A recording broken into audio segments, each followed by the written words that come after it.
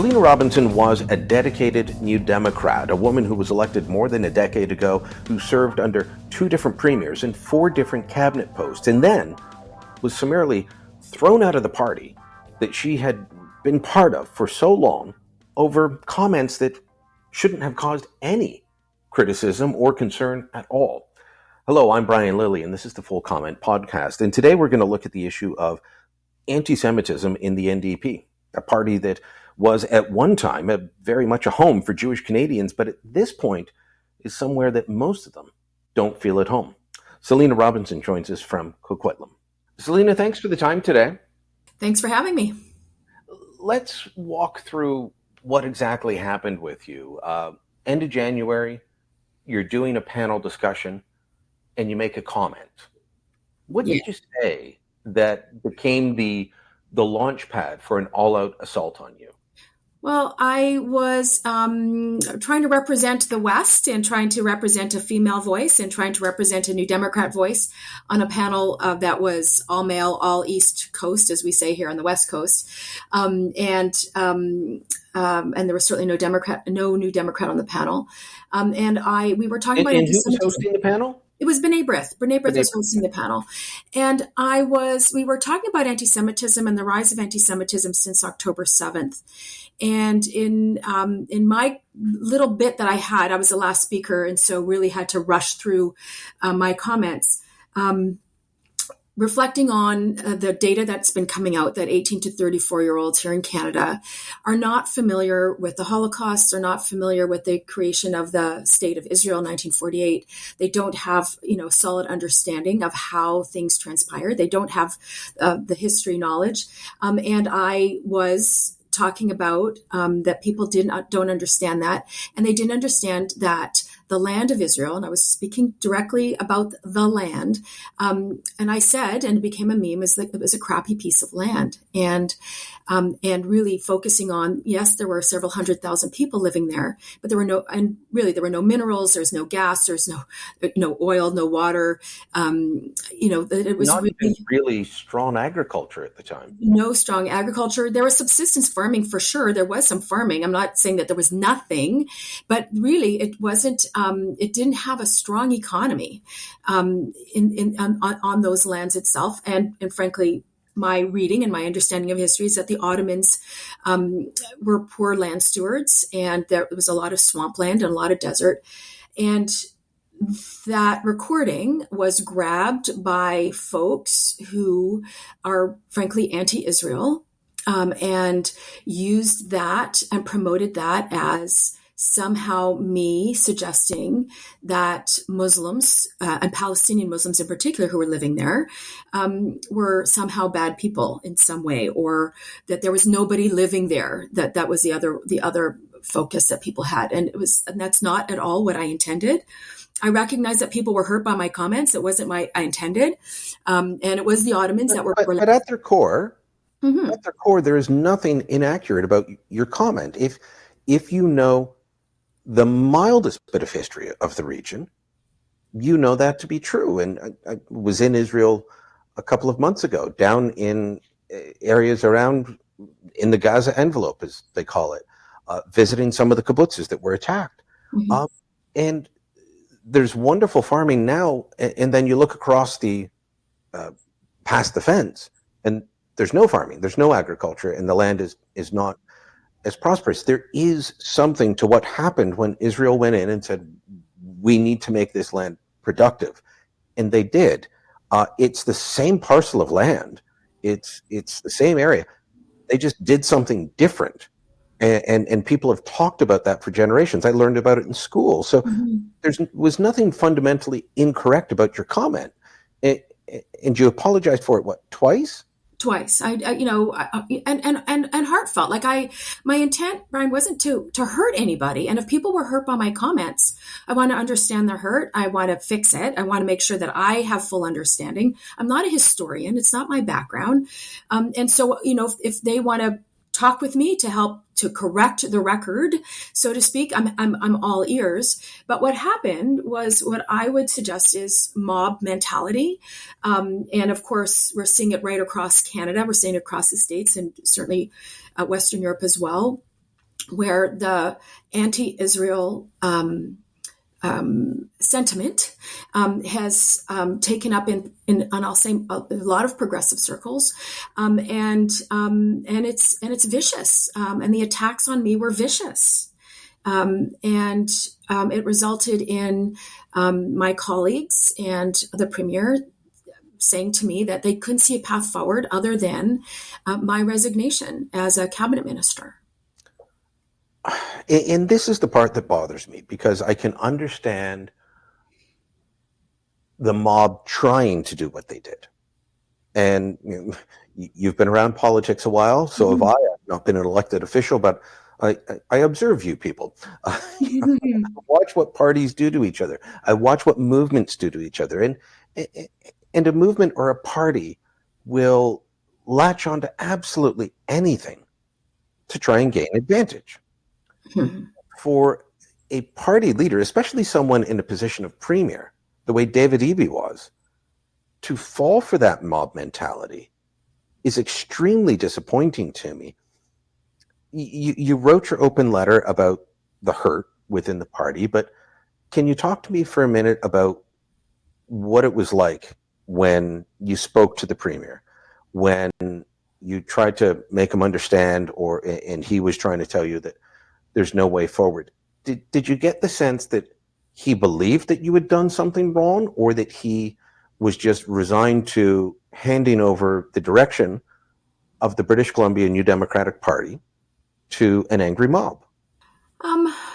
Well, in the early days, like right after the clip was had gone viral, I'd had conversations with the premier, with his staff, and it was like, okay, there was certainly, I'll say, angst and panic, almost panic, not quite panic, about like, okay, let's do an apology. This is what we're going to do. And I let them frame it because I wanted to get it right, and I wanted things to settle down. We all did. This is not, I didn't sign up to, to defend. A conflict in the Middle East. I'm a provincial politician. I'm interested in healthcare. I'm interested in housing. I'm interested in affordability. I'm interested in building community and strengthening community. But this was not what I signed up for. And so I was eager to just get like, what do these people need to hear from me so that they can understand that my intent was not to hurt anybody or insult anybody. And so we went through that. But it was really a couple of days later when there was still a call. There were about 6 imams that were threatening the New Democrats, saying that, there's an election, you won't be allowed to come into our mosques, which I thought was, again, very disappointing from leaders who are wanting peace. This is not how you move in that direction. And the premier basically, said, he talked with my colleagues at a caucus meeting. I wasn't there.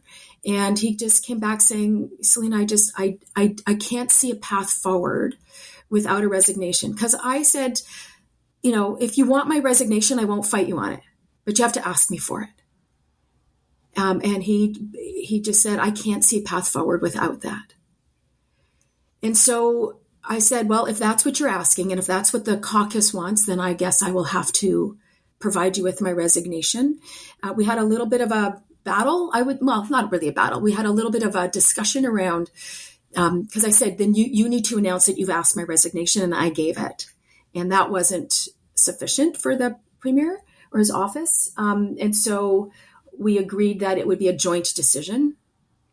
But it was, the joint decision was, they said, you need to resign in order to settle this down. What was really hurtful, Brian, it was a clip in the days following when the premier, sort of carried on about deep work that I needed to do, which I thought was really disrespectful of me as a person. He knows me, and that he carried on in a very dramatic way, I think was disingenuous. This is someone that you've sat in caucus with for years. Yeah, we got elected at the same time, 2013. And so a colleague of more than a decade stabbing you in the front. Well, he didn't stab you in the back. He stabbed you in the front. Well, that's part of what broke my heart, right? When that's why, I hung around caucus for the next month, 2 weeks in Victoria, because we were back in session. I sat through listening to the anti-Israel crowd during throne speech at the front of the building, chanting River to the Sea. I met with two Jewish women who are lobbyists who were coming to throne speech, who talked about how fearful they were to come into the house of the people to get through the mob. One of them actually asked for an escort into the building from security. I was horrified having to listen to that all day from my office because I could hear it. And nobody said anything. Nobody said, Selina, are you okay? Nobody said, this is outrageous. They're literally calling for the destruction of the 11 million people who call Israel home. And nobody thought that would be hard. I have to say that, having covered politics so long, it's not that I don't have a high opinion of people. I don't want to give that impression. People are very cynical about politicians. I think most people of all stripes go into politics for the right reason and are trying to do honorable work. But I'm trying to figure out how to describe how David Eby treated you that doesn't use words like dishonorable, cowardice, shameful. When I wrote my letter to caucus 2 weeks after we'd been back in the House, because I thought, okay, let me see if I can find a path forward that allows me to do the things that are important to me. The reasons why I became a politician was to make things better for people. Well, and as you said, you're a provincial politician. Yeah. David Eby's not there to find peace in the Middle East. None of you are at the provincial legislature. It's not a provincial issue. Exactly. And so for me, it was like, okay, I still have a platform. I'm still a New Democrat. I still am an MLA. I want to be useful. I'm very well connected to the Jewish community here in British Columbia. I think I can engage enough of the Jewish community, and if I can find a way to engage enough of the Arab Muslim community here, can we find a way to have conversation, to break bread together, to listen to each other's pain, so that we can influence here in British Columbia the relationships between people? And really, it was when the Premier's Chief of Staff said, no, it's too political, that I knew that I couldn't stay. I couldn't stay because we'd lost our way to why we're here. We're here to make things better for the people here in British Columbia.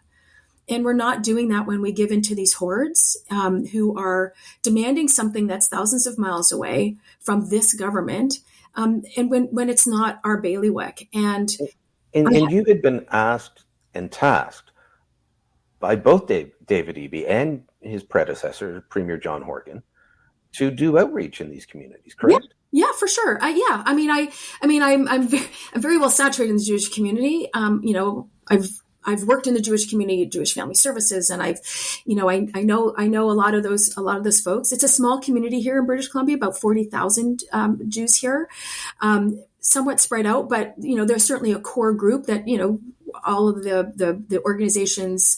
I know all the rabbis, so really have good relationship and have been navigating challenging issues that have arisen over the years, over the 11 years that I've been elected, whether it's making sure that Premier Horgan knew what to say at a Kristallnacht ceremony, or that lighting the Hanukkah menorah, making sure that we had representation, that people, understood the needs of the Jewish community. There certainly have been ongoing security issues over the years, completely heightened now.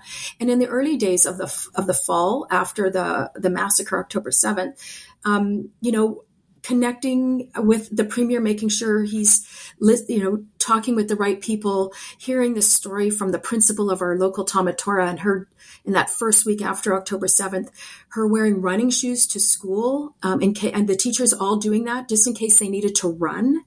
And that impacted David as a human being. He retold that story. And so that was, the work that I had been tasked to do on behalf of government is to make sure that the right people were in the room to get the ear of government. And so I had been doing that work since October 7th as well, and it was heightened, right? It was heightened. There was a mix-up on Holocaust Remembrance Day. I don't know if it made national news. It did. It did. Well, that was me working all weekend, reaching out to the Premier's office and saying, what the heck happened? And this is who you need to talk to, and this is how you need to present it. And, and trying and helping them get the language right so that the community would say, okay, we understand the mix up. You're forgiven.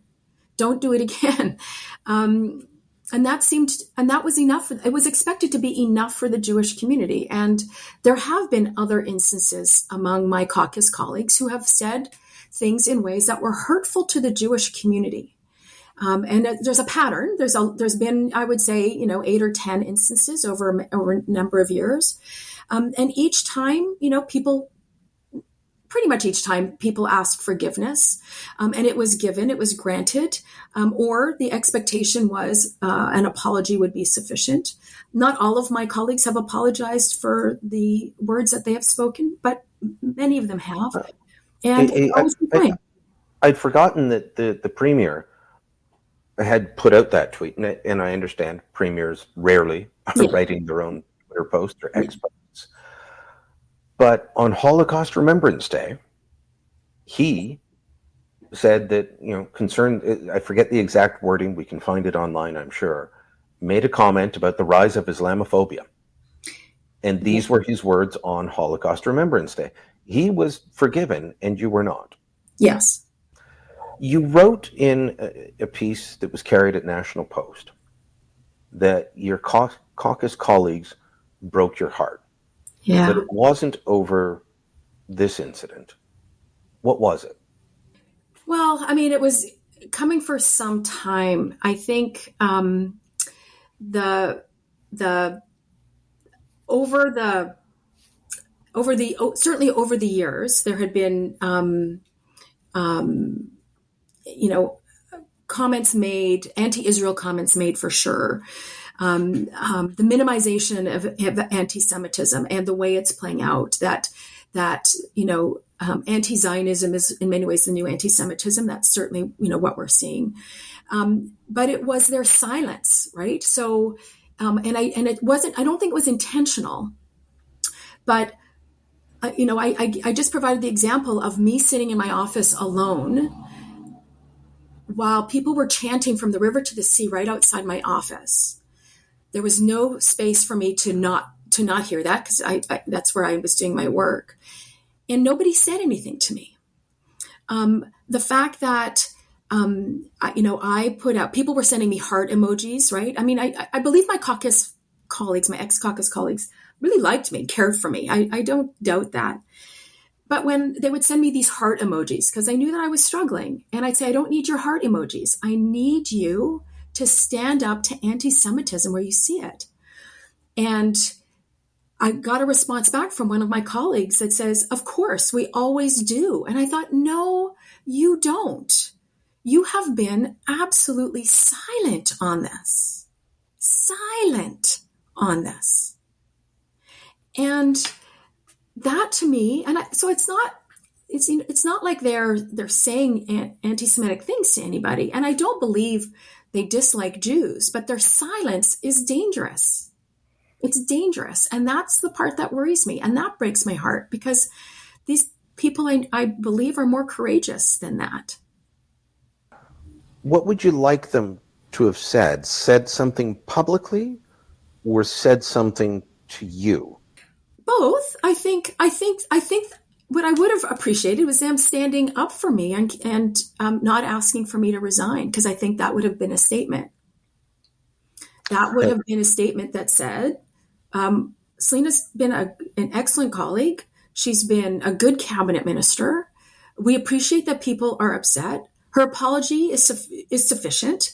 And no, we're not. We're going to have her back. We're going to have her back. But they didn't. They didn't. We have to take a quick break now, but when we come back, I do want to ask you about the NDP used to be a party where when I was younger, I remember Jewish leaders of new democratic parties across the country. And now it seems to be anti-Semitism is a real problem in the party. I want to explore that with you. More of that when we come back. When I was a kid, I would not have expected the idea of anti-Semitism being rampant in the NDP, because the NDP was the party that had Jewish leaders. Now, I can't imagine there being a Jewish leader of an NDP, a New Democrat Party, whether it's federal or provincial. Selina, you think back, the federal party at the time I was born was David Lewis. Mm-hmm. His son Stephen Lewis ended up being a provincial leader, but you've got Dave Barrett out in British Columbia, leader of the British Columbia NDP. A strong connection between the Jewish community and the NDP, and overall, I would say, the progressive politicians, left-wing politicians, however you want to phrase it. And over the last several years, I've had to cover rampant anti-Semitism in the Ontario NDP, where I'm based, less so at the federal, thankfully. But I've talked to many members who have been activists within the party who have just said, I'm done, I'm leaving, my politics remains the same, but my party is different. Did you grow up in New Democrat? Were you always involved in progressive politics? Have things changed for you as a Jewish Canadian and a progressive? So I think I've always been progressive, but I've never been partisan until about 2012. So really a latecomer in many ways to partisan politics. And I will say, I don't feel like I've left my party. I think my party left me. And certainly I've always believed that, I've been saying this for many years, that Jewish values are New Democrat values. I see similarities in terms of the values that I've taken on as a Jewish person, but I've also seen growing anti-Semitism and within progressive circles. And I have connected with federal Jewish New Democrats across the country over the last number of years, trying to work within the party to address the anti-Semitism that we were seeing. But they've all abandoned it. It's just been too hard and too painful. And so it's at the point now where progressive Jews feel, like myself, a lot of us feel very homeless. Because it is our party of, I'll say a party of choice, because there's no perfect party, Brian. There's no perfect party. There's only a party of best fit, but it doesn't fit. And I think that for a lot of folks and a lot of New Democrats, they see Jews as oppressors, and I'm trying to understand what that means. Right, oppressor's bad. In that way, but where they see Jews as white. And it's interesting. I was talking to my son not too long ago. We were talking about, the right-wing extremism says, Jews aren't white enough, and left-wing extremism says Jews are too white. And this is the identity politics challenge that I think we're faced with, and the extreme places that those positions are coming from. And it's all, and in some ways it feels like why is it always the Jews? It's funny, the definition of white has changed over the years, and you're right. At one point, Italians weren't considered white, Greeks weren't, the Irish weren't considered white, and Jews definitely weren't white. And these were all groups that the extremists would go after and target. And now, because Israel is seen as being successful in this oppressor-oppressed mentality, Jews are therefore the oppressor. Mm-hmm. And it is an odd mentality that has taken over. And as far as Jews being white, these people really should go to Israel, and they should go to a synagogue in Canada and look around. It is a bizarre take, but you're right. It's something that it's almost as if being anti-Israel and by extension anti-Semitic, because I do think they go hand in hand. You can absolutely criticize Israel, and I heard lots of people do that in Israel, criticizing the government, etc. But it seems like it is a shibboleth to be able to, wink, wink, that you're one of us if you're anti-Israel and against the Zionist oppressor. Exactly. And really, anti-Zionism and anti-Semitism have become, linked hand in hand. It's sort of the delegitimization of Israel is what is being asked for by, a lot of this left-wing, extremist position. And I keep saying, like, so why? And I look at other conflicts that are happening in the world, Brian, and it's like, where are your voices as progressives? They're predicting that 30 million people are going to die in Sudan over the next few years because of a conflict there. And I have not seen a single progressive person bring that forward to the House of Commons about where is our government on that conflict. Or the Uyghurs, I just read in today's paper, the fact that slave labor is happening in China. And I don't see a BDS movement to stop doing business with China because they are using slave labor of Uyghurs, Muslim Uyghurs. And I don't see an uprising for those people who are being oppressed by governments. But somehow we are all obsessed with what's happening in Israel. Well, I think people of good faith across the political spectrum are concerned about the issues that you raised. But you're right. There are not demands for a ceasefire now in Sudan. There are not demands for the BDS movement, the slave labor in China. The Prime Minister's top advisor for the longest time, and then ambassador to China, David Barton, ran a company that advised on, and held a company retreat right near where the Uyghur slave camps were. That gets passing mention in the media now and again. It does not result in outright protests and motions and denunciations and the streets being flooded. This is what we call the double standard. Like, this is a double standard. And trust me, I am so frustrated and angry with the Israeli government and the choices that the current government continues to make. I think it is a terrible government. I think Netanyahu belongs in jail. So I am eager to criticize their policies.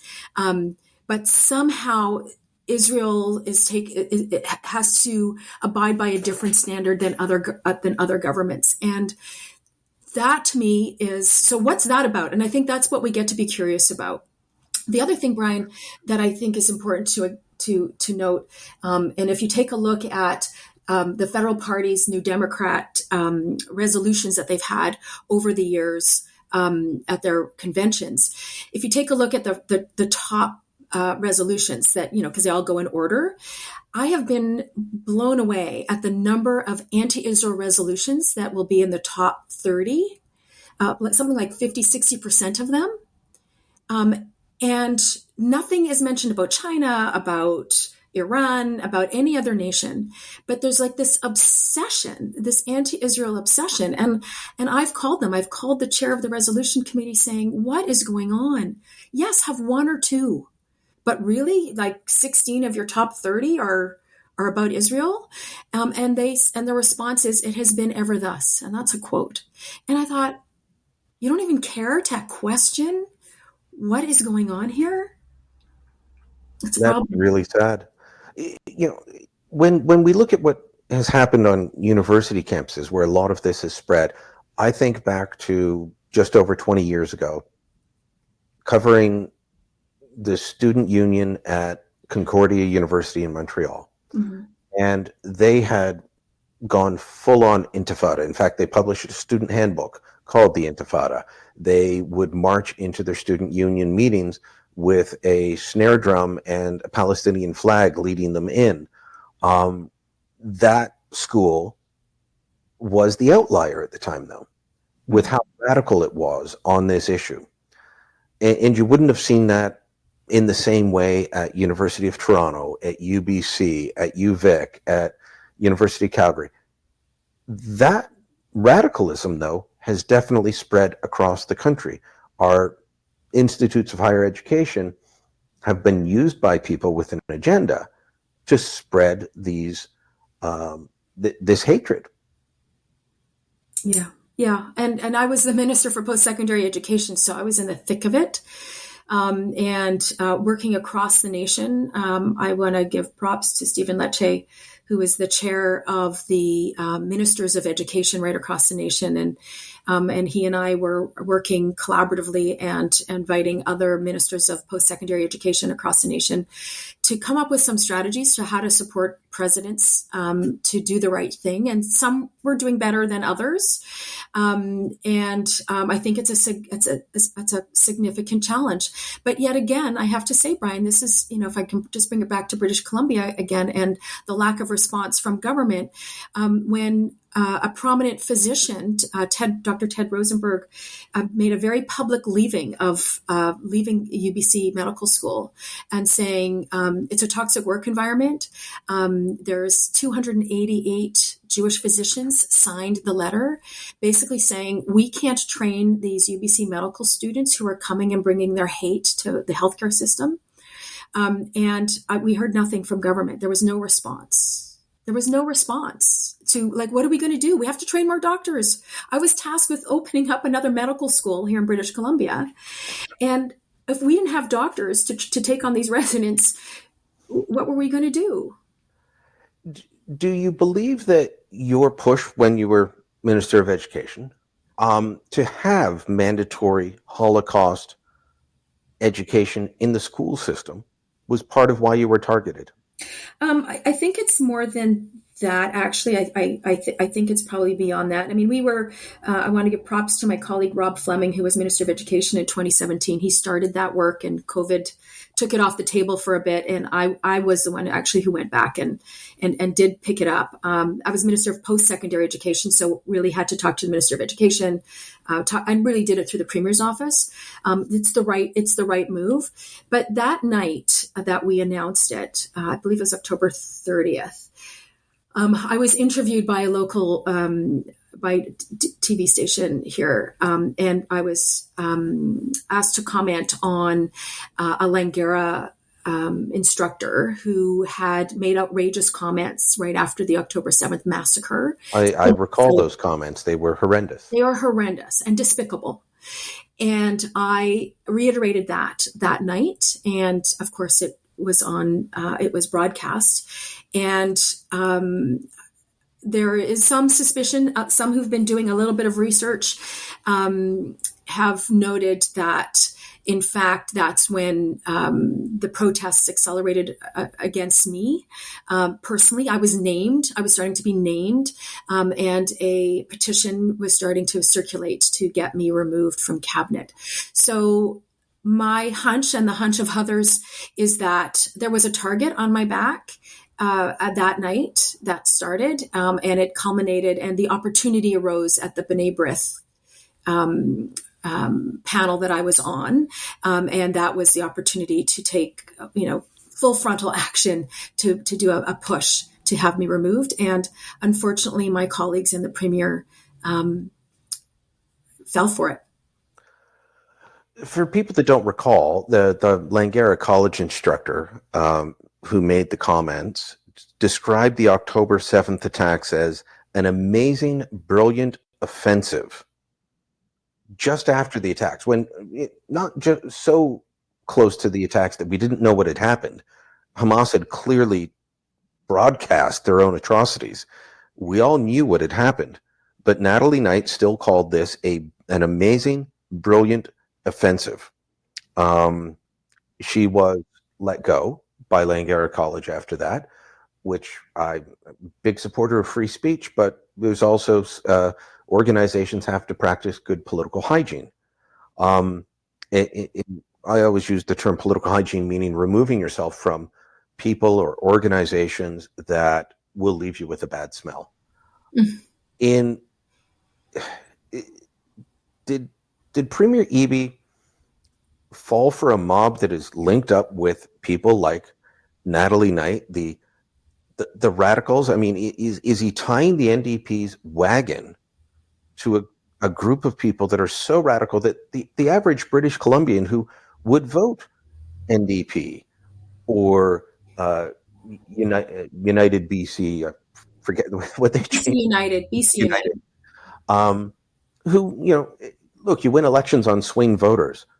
I don't think the average swing voter is going to look at what this woman said and look at the mob that she's with and say, yeah, that's who I want to be with, and I want them to have influence with my government.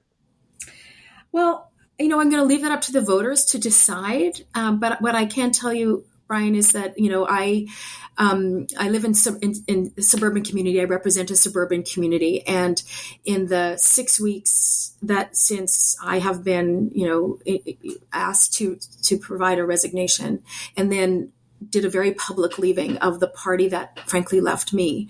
My community has wrapped its arms around me. They are supportive of me. They are proud of me. They appreciate the work that I've done. They appreciate the sacrifices I've made to represent them. They have felt very well represented. And that, to me, those are the people that matter most to me, frankly, the people that I represent. And it will be up to them to decide where they want to hitch their wagon to in October.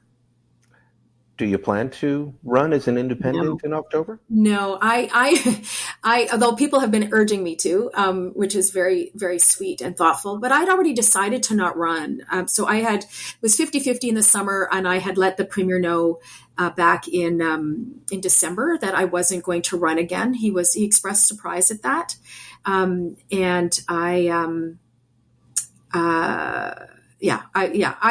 I've given 16 years to public service, and I think it's time to do something else. Well, best of luck in future endeavors.